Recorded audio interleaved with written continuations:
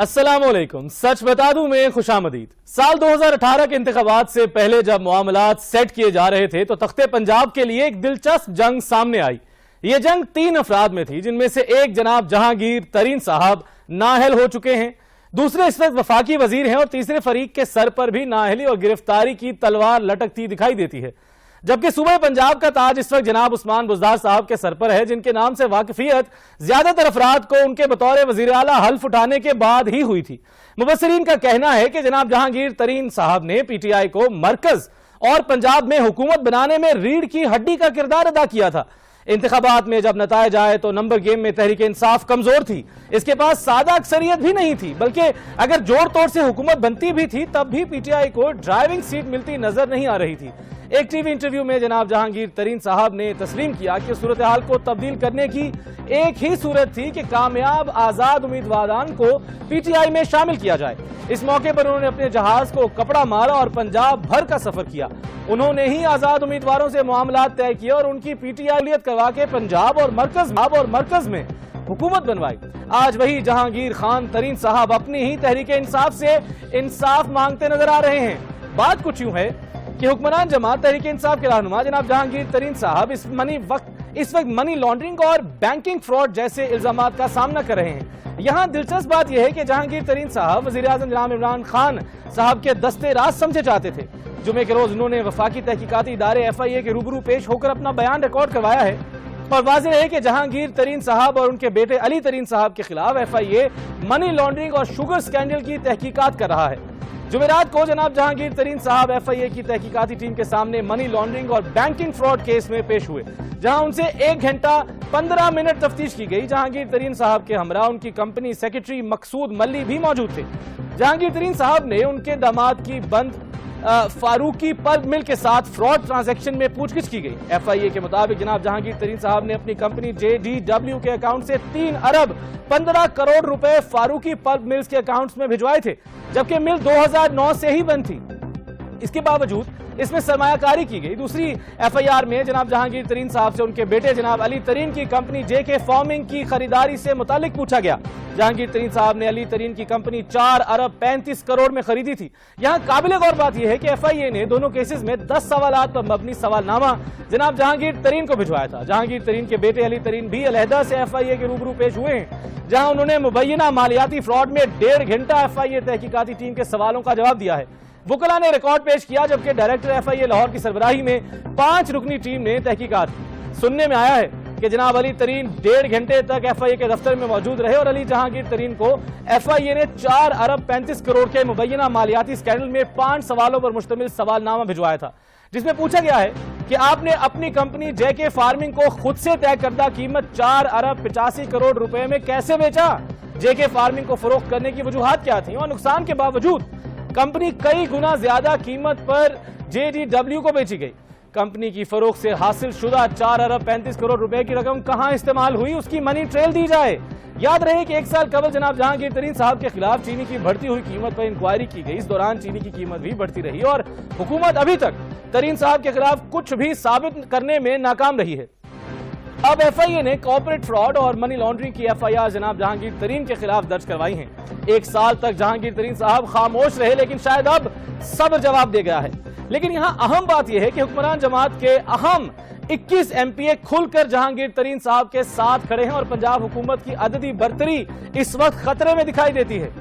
अगर अपने MPAs के साथ जनाब जहांगीर तरीन नून लीग की हिमायत करें तो पंजाब हुकूमत शायद ही कायम रह सकती है। लेकिन जहांगीर तरीन साहब बार बार कह चुके हैं कि मैं तहरीक इंसाफ का हिस्सा हूं और अपनी पार्टी की हुकूमत कैसे खत्म कर सकता हूं। पंजाब असेंबली में PTI की 181 सीटें हैं। काफ लीग की 10 और 4 आजाद उम्मीदवारान समेत 192 मेंबरान के साथ पाकिस्तान तहरीक इंसाफ पंजाब में इक्तदार रखती है। दूसरी जानिब नून लीग की 165 और पीपल्स पार्टी की 7 सीटें हैं। लेकिन दिलचस्प बात यह भी है कि अब बरतरी का फर्क जहांगीर तरीन साहब के साथ ही है। जहांगीर तरीन साहब के गुज़िश्ता रोज एक इशाइया दिया, जिसमें उन्होंने सूबाई वज़रा जनाब मलिक नोमान लंगड़ियाल साहब, जनाब अजमल चीमा साहब, सूबाई मुशीरान अब्दुल हई दस्ती साहब, अमीर मोहम्मद खान साहब, रफाकत गिलानी साहब, फैसल चबवाना साहब, मेंबरान कौमी असम्बली जावेद इकबाल वड़ाइद साहब, राजा रियाज साहब, समी हसन गिलानी, राजा मजारी, خواجہ شیراز مبین عالم انور، غلام احمد لالی صاحب، غلام بی بی بھروانہ صاحبہ، صوبائی ممبران اسمبلی جناب خرم لغاری، اسلم بھروانہ، نذیر چوہان، آصف مجید، بلال وڑائچ، عمر آفتاب جھلوں، طاہر رندھاوا صاحب اور اسی طرح بہت سارے ایم پی ایس جس میں شامل تھے۔ اس میں قابل غور بات یہ ہے کہ آج یہ لوگ پیشی میں بھی شریک ہوئے اور جہانگیر ترین صاحب کی ضمانت میں بھی توسیع کر دی گئی ہے۔ یہاں کچھ اہم سوالات جنم لیتے ہیں اور وہ یہ کہ کیا پنجاب حکومت خطرے میں ہے؟ حکومت ابھی تک کچھ ثابت کیوں نہیں کر پائی؟ جناب جہانگیر ترین صاحب اور وزیر اعظم جناب عمران خان صاحب کے بظاہر صلح کے کتنے امکانات ہیں؟ اور سب سے اہم بات یہ ہے کہ مزید کتنے لوگ جہانگیر ترین صاحب کا ساتھ دے سکتے ہیں؟ اس پر بات کرنے کے لیے ہمیں جوائن کیا ہے سینئر صحافی اور تجزیہ کار جناب مبشر بخاری صاحب نے۔ بخاری صاحب بہت شکریہ سچ بتا دوں میں وقت دینے کے لیے۔ یہ ایک بڑی دلچسپ صورتحال ہے کہ جہانگیر ترین صاحب جنہیں وزیر اعظم صاحب کا دستے راست سمجھا جاتا تھا، جنہیں سمجھا جاتا تھا کہ انہی کی ساری محنت ہے جس کے بلبوتے پر آج پاکستان تحریک انصاف جو ہے وہ تخت اقتدار پر براجمان ہے، لیکن وہی جہانگیر ترین صاحب آج اپنی پارٹی سے انصاف بھی مانگ رہے ہیں اور دوسری جانب یہ بڑی کمپلیکیٹڈ سی سچویشن ہے بخاری صاحب۔ ایک جانب تو وہ خود کہہ رہے ہیں کہ میری پارٹی ہے میں اس کی حکومت کیسے گراؤں گا، لیکن دوسری جانب وہ اپنی ایک شو آف پاور کا بھی اظہار کر رہے ہیں، تو یہ کس طرح صورتحال جاتی نظر آ رہی ہے؟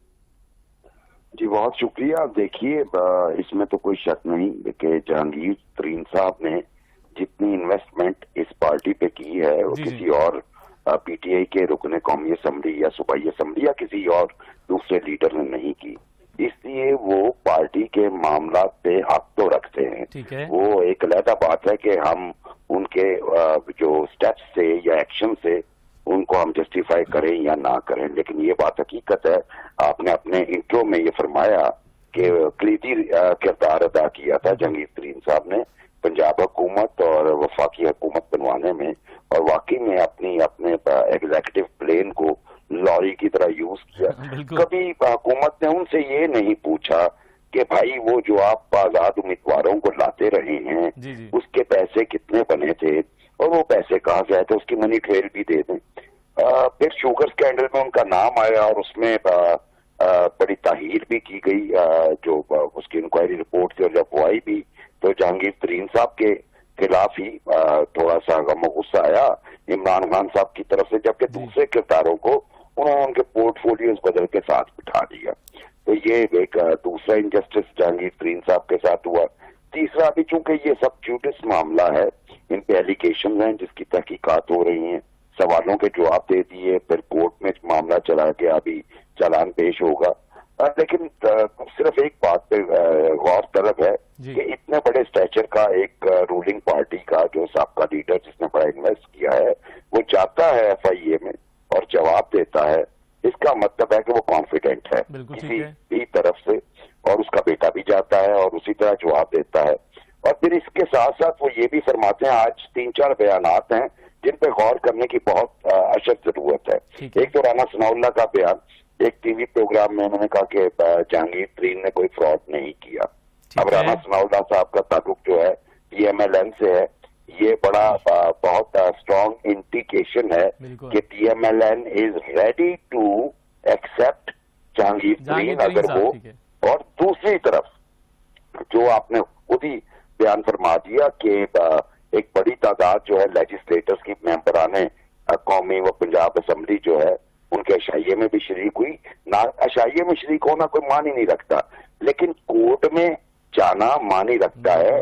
وہ سولیڈیرٹی جو ہے ایکسپریس کر رہے ہیں جہانگیر ترین کے ساتھ۔ اس کا مطلب یہ ہے کہ اتنے بندے جہانگیر ترین صاحب کے پاس ہیں کہ وہ آج پنجاب گورنمنٹ کو ٹاپل کر سکتے ہیں، اور اگر پنجاب گورنمنٹ ٹاپل ہو گئی تو قومی اسمبلی میں عمران خان صاحب کی حکومت کو ٹاپل کرنا نسبتاً بہت زیادہ آسان ہو جائے گا۔ اس لیے یہ 21 بندے جو جہانگیر ترین صاحب کے ساتھ ہیں بڑا معنی رکھتے ہیں۔ یہی وجہ ہے کہ جہانگیر ترین صاحب کا آپ کو یاد ہوگا کہ بہت خوفناک تسل چل رہی تھی شاہ محمود قریشی صاحب کے ساتھ، اور معاملہ جو تھا وہ امپورٹنس کا تھا۔ آج شاہ محمود قریشی صاحب یہ فرما رہے ہیں کہ جہانگیر ترین صاحب کو عمران خان سے ملنا چاہیے، وہ ان کی بات جو ہے وہ اچھے دل سے ٹھنڈے دل سے سنیں گے۔ اسی طرح ہی گورنر سرور صاحب کا اسٹیٹمنٹ آتا ہے کہ جناب ان کے خلاف کوئی انتقامی کارروائی نہیں ہو رہی. تو بخاری صاحب پھر یہ بخاری صاحب قطع کلامی معاف، تو پھر یہ ایک اشارہ نہیں ہے کہ ان کی ایک صلح جو ایک بظاہر ہمیں نظر آ رہی ہے کہ جو ٹسل ہے وہ ایک برج بن جائے گا اور یہ وال جو ہے وہ گر جائے گی؟ جی بالکل، میں اسی طرف ہی جا رہا تھا. یہ جو دو سٹیٹمنٹس ہیں اور دونوں بڑے امپورٹنٹ لیڈرز ہیں، ایک گورنر ہے، ایک فارن منسٹر ہے اور فارمر رائیول بھی ہیں. ان کے سٹیٹمنٹ یہ انڈیکیٹ کرتے ہیں کہ پی ٹی آئی کی لیڈرشپ نے سینس کر لیا ہے کہ جہانگیر ترین اگر ریئیکٹو ہو گئے تو وہ ان کی حکومت کے لیے خطرہ بن سکتے ہیں. اور میرا خیال ہے کہ یہ معاملات جو ہے وہ سیٹل ہونے کی طرف ہی جائیں گے، کیونکہ ترین صاحب کا جو سٹیٹمنٹ ہے کہ جی پی ٹی آئی میری پارٹی ہے، میں اس کو کیسے بیٹرے کر سکتا ہوں، یہ کیسے چھوڑ سکتا ہوں، یہ بھی ایک بڑا پازیٹیو جیسچر ان کی طرف سے آیا ہے. دوسرے جیسچر جو ہے پی ٹی آئی کی طرف سے آ رہے ہیں. تو آنے والے چند دنوں میں میرا خیال ہے ذاتی اور انڈیکیشن بھی اس طرح کی ہیں کہ جہانگیر ترین صاحب کے معاملات سیٹل ہو جائیں گے. ٹھیک ہے بخاری صاحب، دوسرا مجھے یہ فرمائیے کہ اس ایک سوال میں دو چیزیں ہیں. سب سے پہلے تو یہ کہ جہانگیر ترین صاحب ایک طرح سے یہ ایک شو آف پاور آپ اسے کہہ لیں کہ ان کو اپنے ساتھ لے جانا اور پھر توسیع بھی ہو جانا، تو یہ ایک لامحالہ یہ ایک سائن تو ہے کہ جہانگیر ترین صاحب ایک بہت امپورٹنٹ جو ہے وہ ایک سٹیچر رکھتے ہیں اس سارے لیجسلیچر کے اندر اور اسپیشلی گورنمنٹ بلڈنگ میں. اور دوسری بات یہ ہے کہ یہ بھی کہا جا رہا ہے کہ کچھ مزید بھی ایم پی ایز ہیں جو جہانگیر ترین صاحب کے ساتھ اسی طرح ایک دو دفعہ آپ کو دوبارہ نظر آئیں گے جو ایک زیادہ سٹرینگتھ پیش کرے گی.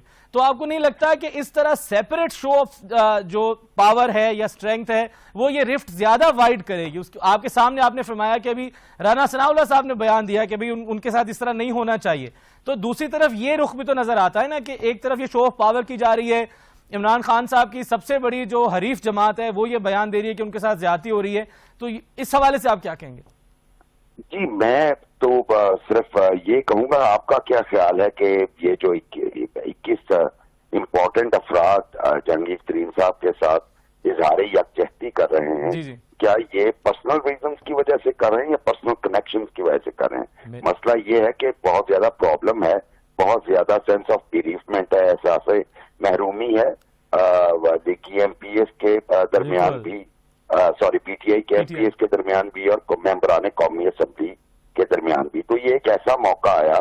پہلے آپ دیکھیے، اگر اس وقت بڑی باتیں کر رہے تھے، ہم ٹی وی پہ بھی بات کر رہے تھے کہ جب سینٹ الیکشن تھے اس وقت یقینی طور پہ جہانگیر ترین صاحب کی کمی بڑی محسوس کی ہوگی پی ٹی آئی نے. اس سے پہلے پی ڈی ایم کے معاملات جو چل رہے تھے، جب ہم کہتے ہیں کہ بھائی گفتگو کا راستہ بند نہیں کرنا چاہیے، اب اپوزیشن ہو یا کوئی بھی ہو، تو ایسی صورتحال میں کوئی نیگوسیٹر ہی نہیں پی ٹی آئی کے پاس بچا تھا.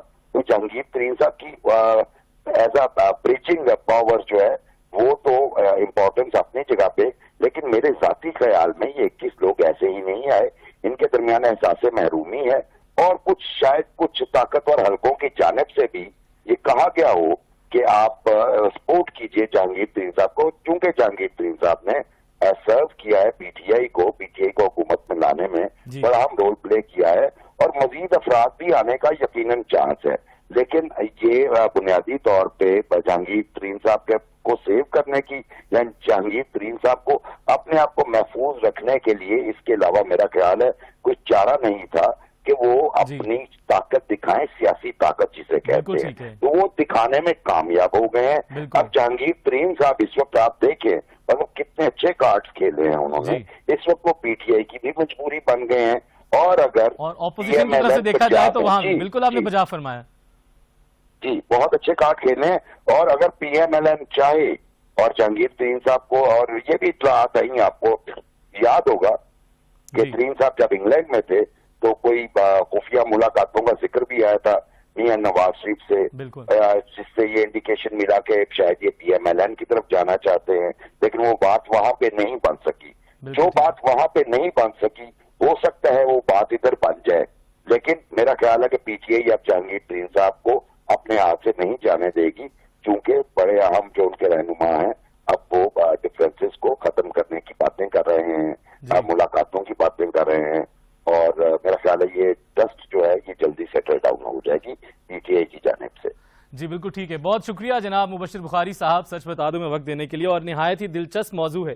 لیکن جہاں یہ موضوع دلچسپ ہے خواتین و حضرات، پاکستان کی عوام یہ ضرور جاننا چاہتی ہے کہ چینی کی شارٹیج اور چینی کا ناپید ہونا، اس کے کہاں تک رابطے ہیں اور اس کی وجوہات کیا ہیں۔ اسی کے علاوہ مزید موضوعات پر بات کریں گے، لیکن یہاں ایک بریک لیتے ہیں اور بریک کے بعد بات کریں گے پاکستان میں میڈیا کی شہ سرخیوں میں اپنی جگہ بنانے والے ڈسکا کے ضمنی انتخاب۔ ایک بریک لیجئے، بریک کے بعد دوبارہ حاضر ہوتے ہیں۔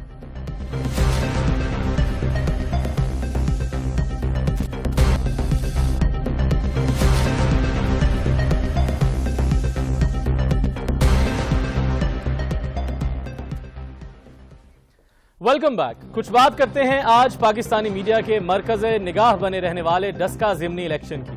ڈسکا میں ضمنی الیکشن مسلم لیگ نون کے سید افتخار الحسن شاہ کی وفات کے باعث خالی ہونے والی نشست پر ہوئے۔ ضمنی الیکشن میں نون لیگ نے مرحوم کی بیٹی سیدہ نوشین افتخار صاحبہ کو ٹکٹ دیا۔ NA-75 کے لیے رواں برس فروری میں ضمنی انتخابات معمول کے مطابق ہونے تھے، تاہم ایسا نہ ہو سکا۔ انتخاب کے روز یہ پرتشدد واقعات میں 2 افراد جان سے گئے اور کئی زخمی بھی ہوئے، جس کے نتیجے میں متعدد پولنگ سٹیشنز پر پولنگ کارروائی معطل کرنی پڑی۔ قابل غور بات یہ ہے کہ باہر یہ تمام بات ادھر تک ہی نہیں رکی، اسی روز کئی پولنگ سٹیشنز کے پریزائڈنگ افسران ووٹوں کے تھیلوں سمیت فرار ہوتے پکڑے گئے اور کئی گھنٹوں غائب رہے، اور نتیجتاً الیکشن کمیشن جو ہے اس نے اس الیکشن کو روک دیا۔ زیادہ تر دیہاتوں پر مشتمل اس حلقے میں جماعت پاکستان تحریک انصاف کے امیدوار جناب علی اسد ملی صاحب اور پاکستان مسلم لیگ نون کی امیدوار نوشین افتخار صاحبہ کے درمیان سخت مقابلہ دیکھنے میں آیا تھا۔ اس مرتبہ بھی تمام تر نظریں انہی 2 جماعتوں پر مرکوز ہیں، اور بد انتظامی اور پرتشدد واقعات کی تحقیقات کے بعد الیکشن کمیشن نے فروری کے ضمنی انتخابات کو کالعدم قرار دیتے ہوئے نئے سرے سے 1 مارچ اور پھر دیر کرتے ہوئے اپریل کی 10 تاریخ کو دوبارہ ڈسکا کے اس پورے حلقے میں الیکشن کروانے کا اعلان کیا تھا۔ تاہم پولنگ کے دن تصادم اور فائرنگ کے واقعات میں 2 افراد کی ہلاکت اور 20 پولنگ سٹیشنز کے عملے کا فوری اور تمام رات غائب رہنے کے بعد اگلی صبح واپس آنے کے واقعے پر نون لیگ نے دھاندلی کا الزام لگا دیا تھا۔ پولنگ سٹیشنز کے لاپتہ عملے کی اگلی صبح واپسی کے بعد ریٹرننگ افسران نے الیکشن کمشنر کو رپورٹ دی کہ الیکشن نتائج میں رد و بدل کیا گیا ہے۔ اس کے بعد PTI کی جانب سے الیکشن کمیشن کے اس فیصلے کو پاکستان کی سپریم کورٹ میں چیلنج کیا گیا، تاہم سپریم کورٹ نے الیکشن کمیشن کا فیصلہ برقرار رکھا۔ سرکاری اعداد و شمار کے مطابق حلقے کی کل آبادی 8,23,300 افراد پر مشتمل ہے، جس میں رجسٹرڈ ووٹرز 4,53,104 ہیں۔ مرد ووٹرز کی تعداد 2,54,000 جبکہ خواتین ووٹرز 1,99,000 کے قریب ہیں۔ سید افتخار الحسن گزشتہ 2 انتخابات میں کامیاب رہے تھے، جبکہ سن 2008 میں ان کے داماد اور نوشین افتخار صاحبہ کے خاوند یہاں سے کامیاب ہوئے تھے۔ البتہ سن 2002 میں PTI کے موجودہ امیدوار علی اسد ملی صاحب، جو اس وقت پاکستان مسلم لیگ کاف کے امیدوار تھے، یہ نشست جیتنے میں کامیاب بھی ہوئے تھے۔ گزشتہ الیکشن میں ہونے والی بد نظمی کے باعث الیکشن کمیشن نے 360 پولنگ سٹیشنز پر تعینات ہونے والے پریزائڈنگ افسران سے پولنگ کے دوران اپنے فرائض منصبی احسن طریقے سے ادا کرنے اور کسی بھی امیدوار کی حمایت نہ کرنے کا حلف لیا۔ آج بھی سارا دن پولنگ کا عمل کبھی سست روی کا شکار رہا تو کہیں امیدواران شکایتیں کرتے نظر آئے، کہیں اسلحہ بردار گرفتار ہوئے تو کہیں کوئی تنازع ابھرتا دکھائی دیا۔ ڈسکا ضمنی انتخابات کی تازہ ترین صورتحال جاننے کے لیے ہم نے رابطہ کیا ہے ڈسکا میں موجود 7 نیوز کے بیورو چیف سیالکوٹ جناب میاں ندیم صاحب اور گجرانوالہ سے ہمارے رپورٹر تاثیر مغل صاحب۔ بہت شکریہ آپ دونوں صاحبان کا ہمیں جوائن کرنے کے لیے۔ اس سے پہلے کہ ہم نتائج کی طرف آئیں، سب سے پہلے تو یہ جاننا ضروری ہے کہ الیکشن کمیشن نے ان تمام 360 پولنگ سٹیشنز میں سے 47 حلقوں کو حساس قرار دیا تھا۔ تو تاثیر صاحب، میں آپ سے یہ جاننا چاہ رہا ہوں کہ کوئی خدا نخواستہ ایسا واقعہ تو نہیں سامنے آیا پولنگ کے دوران جس طرح پچھلے الیکشن میں جو واقعات سامنے آئے تھے؟ تک تو یہ صبح 8 بجے جب پولنگ کا جو ہے وہ شروع ہوا سلسلہ، اس کے بعد یہ 5 بجے تک کسی بغیر وقفے کے جاری رہا، لیکن اس دوران کوئی بھی ناخوشگوار واقعہ نہیں پیش آیا۔ جیسے پچھلے دفعہ جب 19 فروری کو الیکشن ہوئے تب تو یہ تھا کہ وہاں پر قتل و غارت بھی ہوتی رہی، فائرنگ بھی ہوتی رہی، لڑائی جھگڑے کے جو ہے وہ واقعات بھی ہوتے رہے، لیکن اس دفعہ جو ہے سیکورٹی کے سخت انتظامات کیے گئے تھے۔ 4,000 سے زائد جو ہے وہ پولیس اہلکار جو ہے وہ ڈیوٹی پر تعینات تھے، اس کے علاوہ رینجر تھی، اور رینجر کے علاوہ تیسری آپشن ان کے پاس فوج تھی۔ اگر حالات خراب ہوتے تو وہ فوج کو بھی طلب کیا جا سکتا ہے، لیکن ضرورت نہیں پڑی۔ میں لوگوں سے وہاں پر جب بات کی گئی تو ان کا یہی کہنا تھا کہ پاکستان کی ہسٹری میں اتنے شفاف الیکشن جو ہے وہ نہیں دیکھے، کہ اتنی شفافیت کے ساتھ لوگ آ رہے ہیں بلا کسی ڈر اور خوف کے، فیملیوں کے ساتھ وہاں پر لوگ جو ہے ووٹ کاسٹ کرنے کے لیے کچھ نتائج کے حوالے سے اپڈیٹ لے لیتے ہیں۔ جی میاں ندیم، کیا صورتحال ہے نتائج کے حوالے سے؟ جو ہے نا وہ ابھی تک جو ووٹوں کی گنتی ہے اس کا جو عمل ہے وہ جاری ہے، لیکن جو غیر حتمی غیر سرکاری جو نتائج ہیں وہ موصول ہونا شروع ہو گئے۔ آر او کی جانب سے بھی جو رزلٹ ہے وہ مسلسل جو ہے وہ نوٹ کیا جا رہا ہے، اور جو ذرائع ہیں ہمارے وہ بھی بتا رہے ہیں مسلم کون کی جو امیدوار ہے نشین افتخار، یہ 80,098 ووٹ لے کر پہلے نمبر پر ہے، اور یہی کہ علی اسد ملی جو 65,853 ووٹ لے کر دوسرے نمبر پر ہے۔ تو نون لیگ کی جو نشین افتخار ہے یہ اس وقت 14,244 ووٹ کی برتری پر جو ہے وہ پہلے نمبر پر آ رہی ہے۔ جی ٹھیک ہے، تو مجھے یہ بتائیے کہ ابھی تک کتنے پولنگ سٹیشنز کا ریزلٹ جو ہے آ گیا اور کتنوں کا رہتا ہے؟ جی بالکل، ابھی تک جو ہے وہ 241 پولنگ اسٹیشن کا جو رزلٹ ہے وہ غیر حتمی غیر نتائج جو ہے نا وہ ہمیں موصول ہو گیا ہے۔ باقی 300 کل جو پولنگ اسٹیشن ہے وہ 360 ہے، جن میں سے ابھی تک 241 پولنگ اسٹیشن کا رزلٹ آ گیا، جس میں جو پاکستان تحریک انصاف ہے وہ ہارتی ہوئی دکھائی دے رہی ہے، اور مسلم لیگ نون جو ہے نا وہ ون کرتی ہوئی دکھائی دے رہی ہے۔ اگر اوور آل صورتحال پر بات کی جائے تو دوسرے جو پولیس اسٹیشن جن کا بھی رزلٹ باقی ہے ان سے بھی جو ہے نا وہ ہمیں اطلاع موصول ہو رہی ہے کہ نون لیگ کی جو امیدوار ہے نشین افتخار یہ ایک بڑے جو ہے نا وہ سے جو ہے نا جیت ہوئی دکھائی دے رہی ہے۔ جی ٹھیک ہے، اچھا مجھے یہ بتائیے تاثیر مغل صاحب کہ آج بہت زیادہ گہما گہمی نظر آئی، آپ نے جس طرح بتایا کہ بھرپور انداز سے ووٹنگ جاری ہے اور لوگ ووٹنگ کر رہے ہیں، تو آپ یہ فرمائیے کہ ووٹنگ کے دوران کیا موومنٹس رہیں جو امیدواران ہیں ان کی حلقے کے اندر؟ جی ایسا ہے کہ امیدوار جو ہے وہ آتے رہے ہیں، اپنے جو ہے وہ پولنگ اسٹیشن کا وزٹ کرتے رہے ہیں اور وہ جاتے رہے ہیں۔ جب ہماری بات ہوئی اسجد ملی سے، وہ کافی پر امید تھے کہ ہم جیت چکے ہیں، ہم جیت جائیں گے، وہ کافی اس حوالے سے پر امید تھے۔ جب جو نوشین افتخار جو نون لیگ کی کینڈیڈیٹ ہے وہ بھی جیت کے لیے پر امید تھی، جیسا کہ مریم نواز نے کہا تھا کہ ہم کم سے کم جو ہے 20,000 کی لیڈ سے جو ہے وہ جیت جائیں گے۔ ایسا ہی کچھ دیکھنے میں آ رہا ہے کہ ابھی تک جو ہے ان کی لیڈ جو ہے کم ہونے کی بجائے بڑھتی چلی جا رہی ہے۔ اگر بات کی جائے جو ان کے ٹکٹ جو ان کے ایم پی ایم این تھے جنہوں نے ادھر وہاں پر وزٹ کیا، الیکشن کمیشن نے ان پر پابندی عائد کی ہوئی تھی کہ وہ جو ہے الیکشن کے دوران وہاں پر جا کے تقریر نہیں کر سکتے، نہ ہی وہ کسی پولنگ اسٹیشن کا وزٹ کر سکتے ہیں۔ اسی طرح ان کے 2 ایم پی ایس جو ہے وہاں پر پکڑے گئے، وہاں پر شدید نعرے بازی بھی کی گئی اور ان کے خلاف جو ہے الیکشن کمیشن کی جانب سے نوٹس بھی دیا گیا اور ان سے جواب بھی طلب کیا گیا۔ اسی دوران جو فردوس عاشق عوان صاحبہ ہیں معاون خصوصی وزیر اعلیٰ پنجاب، ان کی طرف سے جو ہے وہاں پر بڑی لالچیں دی گئی کہ 1 ارب روپے کا پیکج دیا جائے گا، وزیر بنایا جائے گا اسجد ملی اگر جیت جاتے ہیں، اور جو کاف لیگ کے جو ہے ادھر جو عہدیداران ہیں ان کی طرف سے بھی کروڑوں روپے فنڈ دینے کی جو ہے انہیں لالچیں دی گئی۔ لیکن اس کے باوجود بھی اگر یہ سیٹ ہار جاتے ہیں تو وہاں پر جو کام ہونے والا ہے وہ کون کروائے گا؟ یہ بھی شہریوں نے وہاں پر سوال اٹھائے ہیں۔ اگر نون لیگ جیت جاتی ہے وہ جو کام وہاں پر ہونے والے ہیں، سڑکیں ٹوٹی ہوئی ہیں، لوگوں کے کام نہیں ہو رہے، وہ کون کروائے گا؟ کیونکہ حکومت تو پی ٹی آئی کی ہے۔ اگر یہ جیت جاتے ہیں وہاں کے لوگوں کا فائدہ تھا، اگر یہ ہار جاتے ہیں تو وہ نقصان تو لوگوں کا ہی ہے نا۔ وہاں کے جو سڑکیں جو روڈ ٹوٹے ہوئے ہیں، جو ان کے مسائل ہیں وہ تو حل نہ ہوئے، ان کا مطلب وہ یہ ہوا کہ یہ تو اپنی صرف دشمنی نکال رہے ہیں کہ وہ الیکشن جیتے ہیں تو ہم کام کروائیں گے، نہ جیتے تو وہ کام ایسے کا ایسے پڑا رہے گا۔ اچھا ندیم، آپ بتائیے کہ آج چیف الیکشن کمشنر بھی موقع پر موجود رہے اور خود تمام معاملات کی نگرانی بھی کرتے دکھائی دیے، تو عوام کا کیسے جوش و خروش ہے؟ ووٹنگ ٹرن آؤٹ ٹھیک رہا؟ مطلب لوگ آئے ہیں ووٹ ڈالنے زیادہ تر تعداد میں کہ نہیں؟ جی بالکل، آج جب جیسے ہی 8 بجے پولنگ کا عمل جانا سٹارٹ ہو گیا تو صبح کے قریب جو ہے نا وہ ٹرن آؤٹ میں تھوڑی سی کمی دیکھنے کو ملی تھی، سست روی کا شکار رہی تھی۔ اس کے بعد جو ہے نا وہ جیسے ہی جو ہے نا وہ کوئی 10 یا 11 بجے کے قریب جو ہے نا ٹرن آؤٹ میں اضافہ دیکھنے کو ملا، تو اسی طرح ہی اضافہ مسلسل دیکھنے کو ملا۔ 3 سے 4 بجے کے قریب پھر جو ہے نا ٹرن آؤٹ میں کمی اور سست روی کا شکار ہے، کیونکہ گرمی اتنی تھی اور نکلا مشکل تھا۔ کچھ جو 19 فروری کو جو الیکشن ہوا، لوگوں کے دلوں میں وہ خوف بھی تھا کہ کس طرح دہاڑے دستے کو میدان جنگ بنایا گیا تھا۔ 19 فروری کو دردراہٹ گولیوں کی ہر طرف سے سننے کو ملی تھی، شہری جو ہے نا وہ خوف کی وجہ سے بھی گھر سے نہیں نکلے۔ دوسری میں آپ کو یہ بتا دوں کہ جب 4 بجے کے بعد دوبارہ جو ہے نا وہ ٹرن آؤٹ میں اضافہ دیکھنے کو ملا، شہریوں کی بڑی تعداد جو ہے نا اپنے اپنے ووٹر کو، اپنے اپنے امیدوار کو ووٹ دے کر اور پور عزم سے اپنے اپنے امیدوار کو جتانے میں۔ تو 19 فروری کو جو الیکشن ہوا تھا اس کے ڈر کی وجہ سے ٹرن آؤٹ میں کبھی سست روی کا شکار اور کبھی اضافہ کو دیکھنے کو ملا۔ جی ٹھیک ہے تحصیل، آپ یہ بتائیے کہ پچھلی دفعہ بھی جب الیکشن ہوا تو بہت ساری ایسی شکایات بھی سامنے آئیں کہ امیدواران کی طرف سے یا ان کی حامی جو گروپس ہیں ان کی جانب سے کوڈ آف کنڈکٹ جو تھا الیکشنز کا اس کو توڑنے کی شکایات تھیں.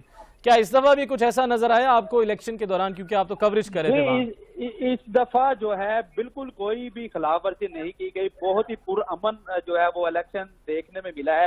میں نے جب سے میڈیا جوائن کیا تب سے لے کر آج تک جو ہے میں نے اپنی ہسٹری میں ایسا الیکشن نہیں دیکھا. ہر جو ہے مرد ہو یا چاہے وہ خواتین، اتنی پر امید تھی وہ آرام سے اندر جاتی، ووٹ کاسٹ کر کے واپس آ رہی، کیونکہ سیکورٹی کے سخت انتظامات کیے گئے تھے. وہاں پر کمشنر گجرانوالا موجود رہے، RPO گجرانوالا موقع پر موجود رہے، جو رینجر کے افسران تھے وہ موقع پر موجود رہے، جس کی وجہ سے لوگ کافی تاثیر. آپ کو ایک منٹ کے روکوں گا، مجھے آپ یہ بتائیے کہ سارے جس طرح آپ فرما رہے ہیں کہ بہت بڑی تعداد میں لوگ آ رہے تھے اور جوک در جوک آ رہے تھے، تو اگر ایسا تھا تو کورونا SOPs لوگ فالو کر رہے تھے کہ نہیں کر رہے تھے؟ یہ تو معلوم ہے نا کہ پاکستان میں چوتھی لہر چل رہی ہے اور بڑی شدید لہر چل رہی ہے.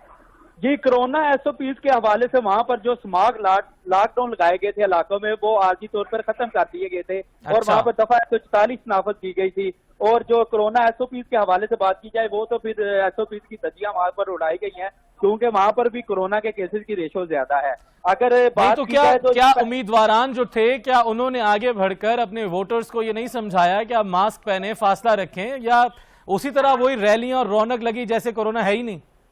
جی ایسے ہی ہے، جیسے ہی کوئی امیدوار آتا اپنے پولنگ کا جو ہے وزٹ کرنے کے لیے پولیس اسٹیشن کے اندر جاتا تو ان کے ساتھ 40 سے 50 افراد ہوتے، جلوس کی شکل میں آتے، گاڑیوں میں بیٹھتے، کسی اور پولیس اسٹیشن پہ چلے جاتے. ایسے ہی لگا رہا، لیکن کوئی بھی کورونا SOPs پر عمل درآمد نہیں کروایا گیا.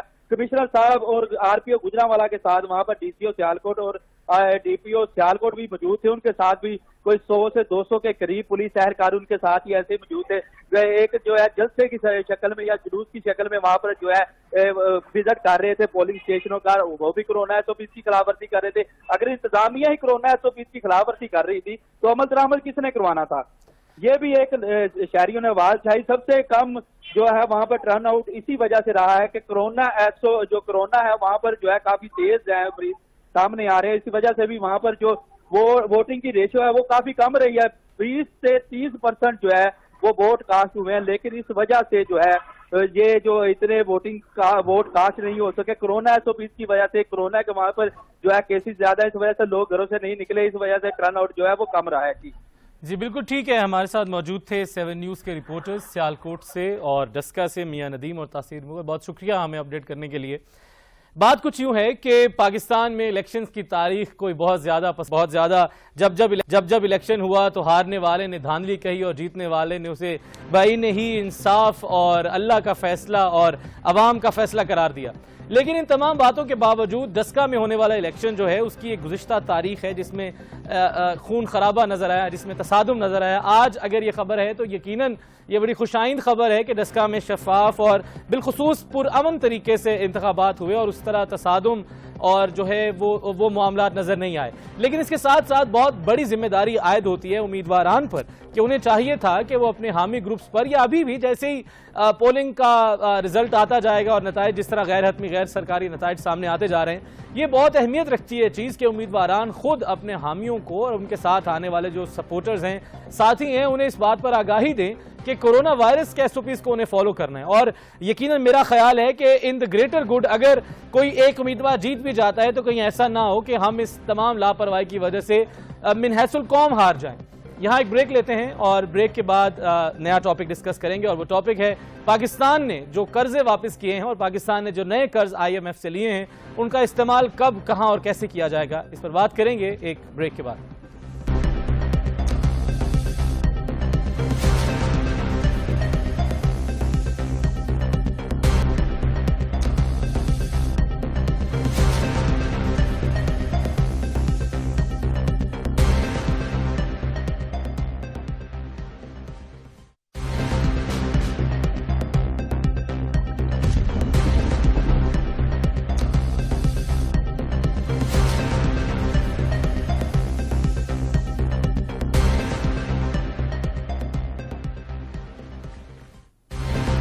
Welcome back. وزیر اعظم پاکستان جناب عمران خان صاحب نے کہا ہے کہ گزشتہ 2.5 سالوں میں حکومت نے 35,000 ارب روپے قرضوں کی واپسی کی مد میں دیے. जबकि पिछली हुकूमत ने अपने पहले 2.5 सालों में 20,000 अरब रुपए कर्जों की वापसी की मद में देने का इंदिया दिया था और वापस भी किए थे। उनका कहना था कि जो 15,000 अरब रुपए हुकूमत ने इजाफी खर्च किए वो अगर सड़कों की तामीर और दीगर तरक्याती कामों पर खर्च किए जाते तो आज हालात मुख्तलिफ होते। बदकिस्मती से ऐसे कर्जे लिए गए जिनसे मजीद कर्जे चढ़े। वज़ीर आज़म साहब ने मजीद कहा कि बदकिस्मती से मईशत को दुरुस्त तरीके से नहीं चलाया गया और मुल्क पर कर्जे बढ़ते चढ़े जा रहे हैं जबकि दौलत नहीं पैदा हो रही। वज़ीर आज़म इमरान खान साहब के मुताबिक हुकूमत लाहौर और कराची में दो नए शहर बसाने के मंसूबों पर काम कर रही है जिससे दौलत में इजाफा होगा। उन्होंने बताया कि नया पाकिस्तान हाउसिंग प्रोजेक्ट से दीगर 30 सनतें भी चलना शुरू हो जाएंगी। अभी भी मुल्क में तामीरात की सनत रिकॉर्ड सतह पर पहुंच चुकी है और उसका सबूत यह है कि पिछले माह तारीख में सबसे ज्यादा सीमेंट की फरोख्त देखने में आई।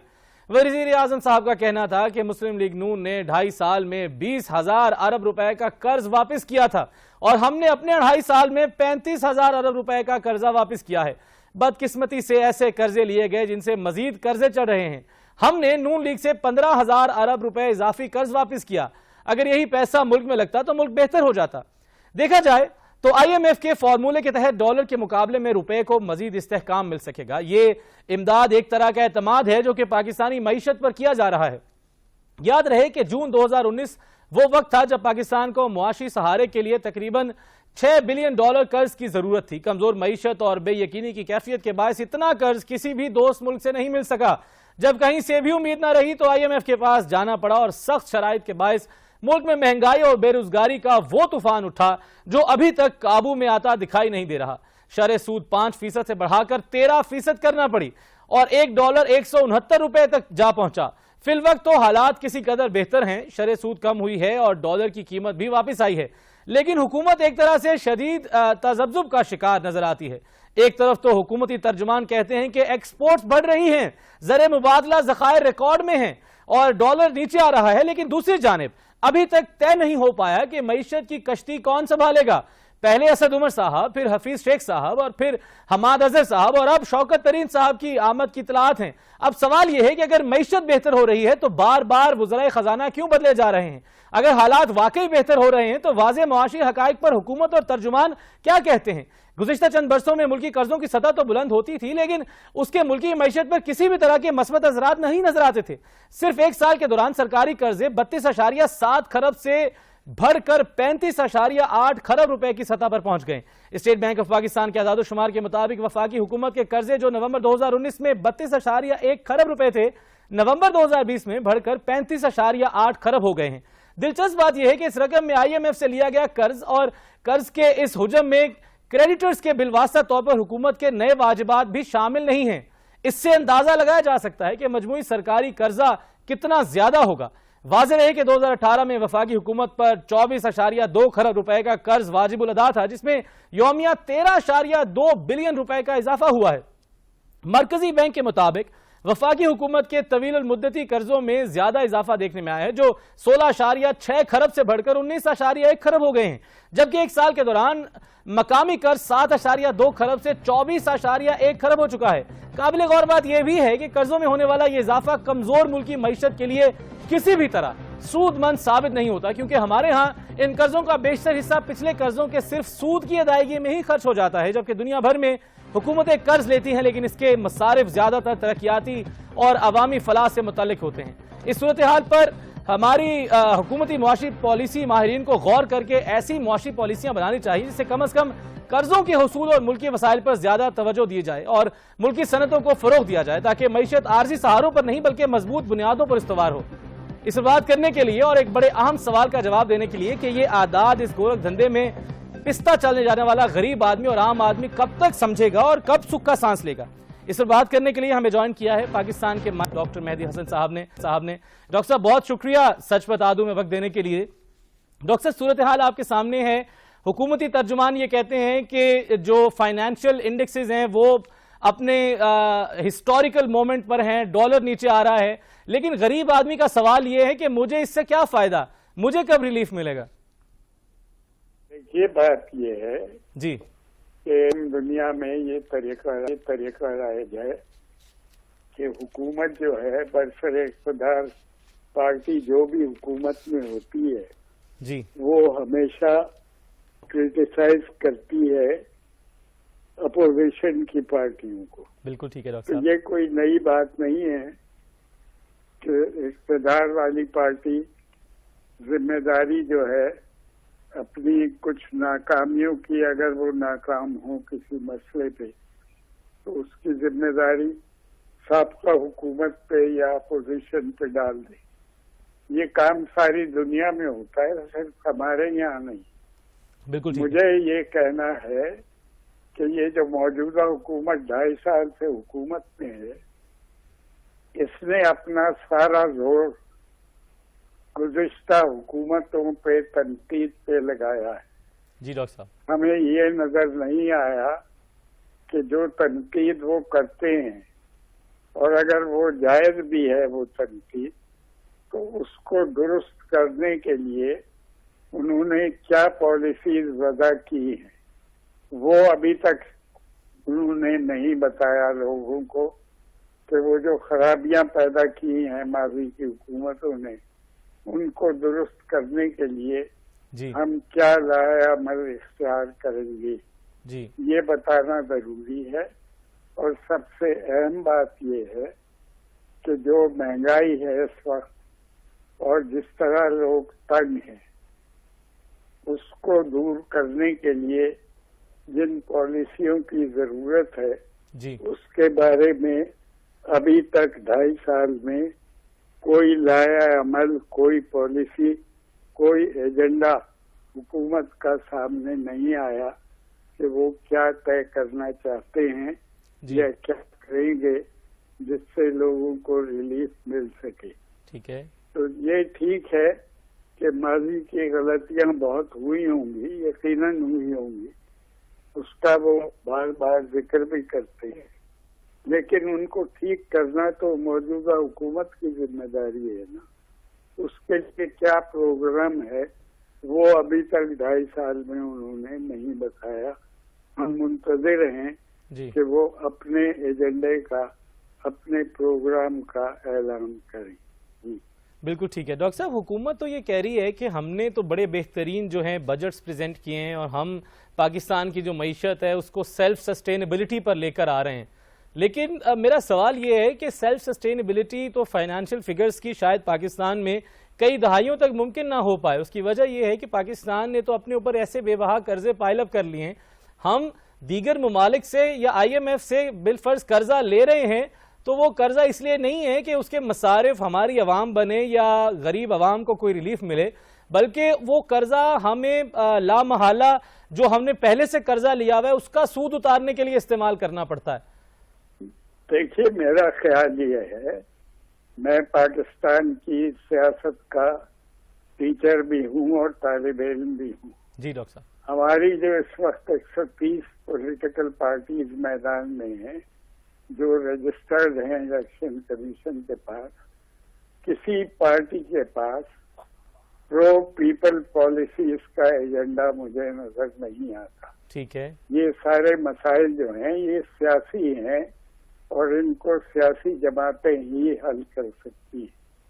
ہمیں وہ ایجنڈا دکھائی نہیں دیتا، رولنگ پارٹی میں بھی نظر نہیں آ رہا، ان کے کسی بیان میں دکھائی نہیں دیتا. انہوں نے کوئی ایسا پروگرام پیش نہیں کیا جس سے عوام کو ریلیف ملنے کی امید ہو. ہمارے یہاں ایک اطلاع کے مطابق پہلے کہا جاتا تھا کہ 50% آبادی جو ہے وہ پاورٹی لائن سے نیچے زندگی گزارتی ہے. بالکل. موجودہ صورتحال اس سے زیادہ خراب ہے. اب 50% سے زائد لوگ پاورٹی لائن سے نیچے زندگی گزار رہے ہیں. لوگ بہت مشکل میں ہیں. اس کے لیے بہت سنجیدہ پالیسیوں کی ضرورت ہے. ٹھیک ہے. اور اس کے لیے یہ ضروری ہے کہ بجائے اس کے کہ الزامات اور جوابی الزامات کا سلسلہ جاری رکھا جائے. جی ٹھیک. سالڈ پالیسیز سامنے آنی چاہیے. بالکل ٹھیک ہے. مل جل کے کام کرنا جی چاہیے. ٹھیک ہے. بالکل ٹھیک ہے. بہت شکریہ پروفیسر ڈاکٹر مہدی حسن صاحب، پاکستان کے مایہ ناز استاد معاشیات و سیاسیات، آج ہمارے ساتھ موجود تھے. آج کے پروگرام کا وقت اپنے اختتام کو پہنچا. آپ سے ملاقات ہوگی انشاءاللہ کل نئے حقائق، نئے تجزیوں اور نئے انکشافات کے ساتھ. آپ اپنا خیال رکھیے اور دیکھتے رہیے 7 نیوز. اللہ نگہبان.